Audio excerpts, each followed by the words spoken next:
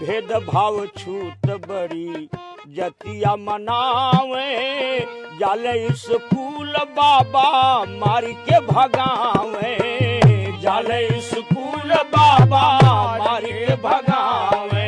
अब कितना बड़ा छुआछूत का चलन था कि दलितों के गले में हरिया और कमर में झाड़ू, पैर में घंटी बांधा जाता था। जो तेरी नजर का इशारा न होता, कभी पार बेढ़ा हमारा न होता, तो न बचती कभी मौज तूफान कश्ती, अगर मैंने तुमको पुकारा न होता। बाबा साहब हमारे देश के संविधान को लिखे। जिस समय इस देश में अंग्रेज राज करते थे, उस जमाने में बाबा साहब संविधान लिखे। संविधान में कितनी सुंदर सुंदर बात इस देश के लिए लोग को लिए लिखे, लेकिन कहना है अरे बाबा साहब देशवा कहो,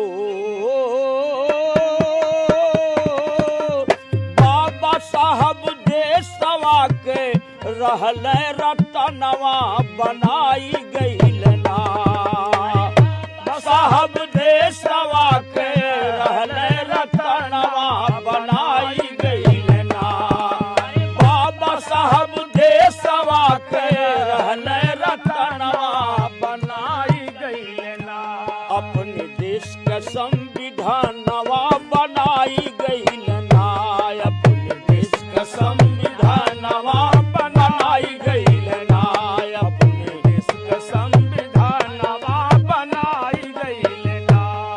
अरे बाबा साहब देशवा के, बाबा साहब देशवा के रहल रतनवा बनाई गईल ना, अपने देश का संविधानवा बनाई गईल ना, अपने देश का संविधानवा बनाई गईल ना।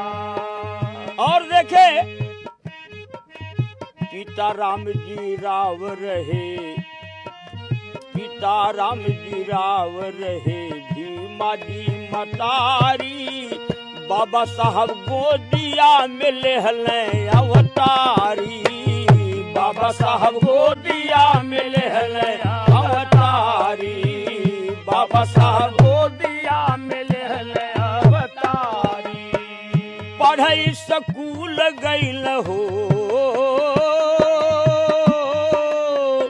पढ़ई स्कूल गईल माई के ललनवा बनाई गईल ना, पढ़ई स्कूल गईल माई के ललनवा बनाई गईल ना, ओ पढ़ई स्कूल गईल माई के ललनवा बनाई गईल ना, अपने देश का संविधानवा बनाई गईल ना, अपने देश का संविधानवा बनाई गईल ना, अपने देश का संविधानवा बनाई गईल ना। देखिए उस समय जमाने में क्या प्रथा थी, ऐसी कुरीति थी कि बाबा साहब जब स्कूल में पढ़ने के लिए जाते थे दोस्तों, बाबा साहब की पटरी तोड़ी जाती थी, झोला फाड़ा जाता था, बाबा साहब के ऊपर पत्थर बरसाया जाता था कि दलित समाज का लड़का है, पढ़ने न पावे। लेकिन बाबा साहब अपने जीवन में संघर्ष किए। संघर्ष करने के बाद जब वो स्कूल में जाते थे, उनको अछूत समझ करके एक साथ बच्चों के नहीं बैठाते थे और खिड़की के बगल में बैठ करके बाबा साहब पढ़ते थे। वो क्या जमाना था।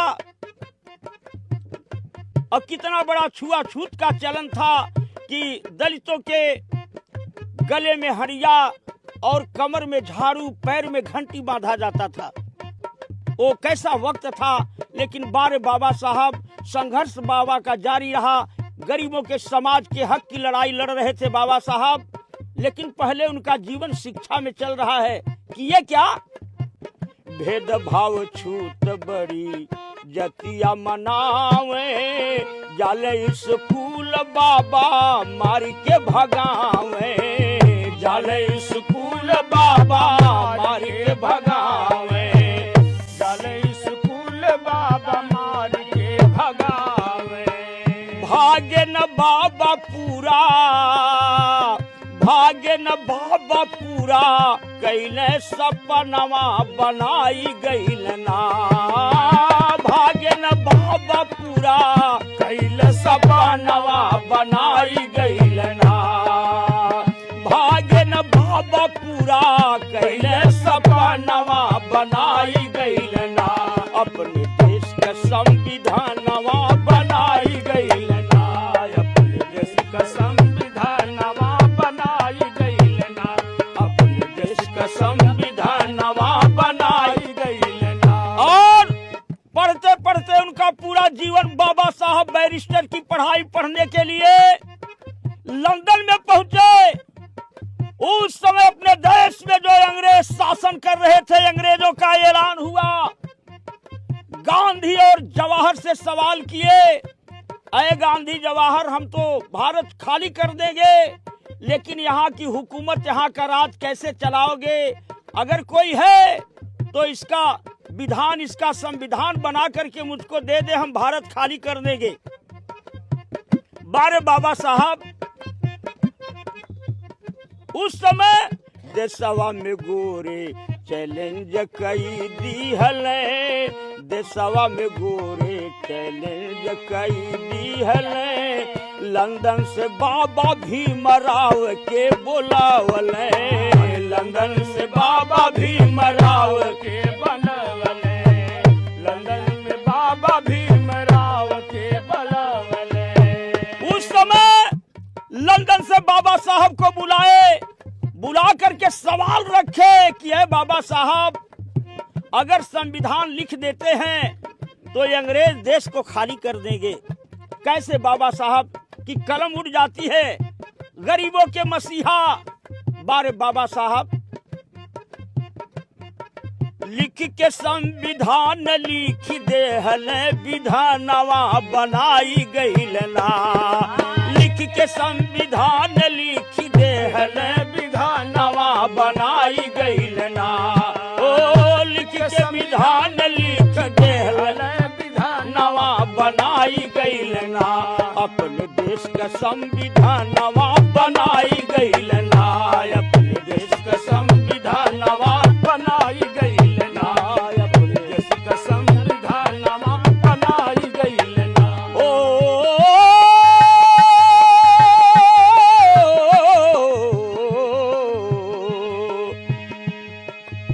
हाय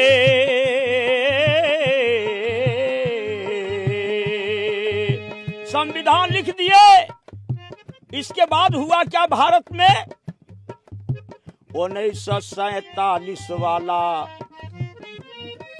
1947 वाला दिन आई गईले, अर्धपूर्ण देशवा स्वतंत्र होई गईले, अर्धपूर्ण देशवा स्वतंत्र होई गईले, अर्धपूर्ण देशवा स्वतंत्र होई गईले। आधी आजादी मिली, लेकिन इसके बाद बाबा साहब का प्रयास जारी रहा।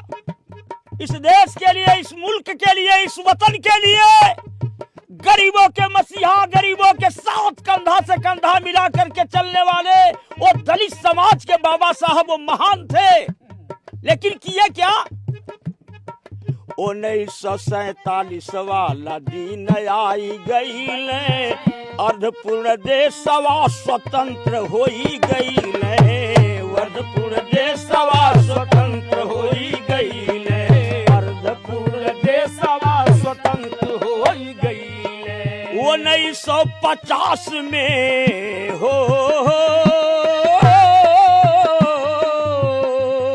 अरे 1950 में मिलली आजादिया बनाई गईल ना, अरे 1950 में मिलली आजादिया बनाई गईल ना, ओ 1950 में मिल मिलली आजादिया बनाई गईल ना, अपने देश का संविधानवा बनाई गईल ना, अपने देश का संविधानवा बनाई गईल ना, अपने देश का संविधानवा बनाई गईल ना। और अपने कलम से संविधान के अंदर बाबा साहब क्या लिखे? 1585 के कैल हुलासी। 15 और 85 की बात संविधान में बाबा साहब आरक्षण के लिए लिखते हैं। किसका कितना आरक्षण है? वो महान हस्ती बाबा साहब जिनके हाथ का संविधान लिखा हुआ है। आज वो संविधान के तहत हमारे भारत का सब कुछ चल रहा है। इसीलिए कहना है साथियों, 1585 के कैल हुलासी, मटिया में मिलल भी मराव के समाधि, मटिया में मिलल भी मराव के समाधि, मटिया में मिलल भी मराव के समाधि। छूटल कमवा के पूरा करिहा हो जवानवा बनाई गईल ना, छूटल कमवा के पूरा करिहा हो जवानवा बनाई गईल ना, ओ छूटल कमवा के पूरा करिहा हो जवानवा बनाई गईल ना, अपने देश का संविधानवा बनाई गईल ना, अपने देश का संविधानवा बनाई गईल ना, अपने देश का संविधानवा बनाई गईल ना। और आखिरी लाइन में कहना है इस बाबा साहब की गीत में, गुरु बिहारी पत्तू स्वर्ग सिधारे, गुरु बिहारी पत्तू स्वर्ग सिधारे, सरजुस मूरत बाबा तुहरे सहारे, सरजुस मूरत बाबा तुहरे सहारे, सरजुस मूरत बाबा तुहरे सहारे। अरे गावल अब्बास अली हो, अरे गावल अब्बास अली बाबा जी का गानवा बनाई गईल ना, गावल अब्बास अली बाबा जी का गानवा बनाई गईल ना, ओ गावल अब्बास अली बाबा जी का गानवा बनाई गईल ना, अपने देश का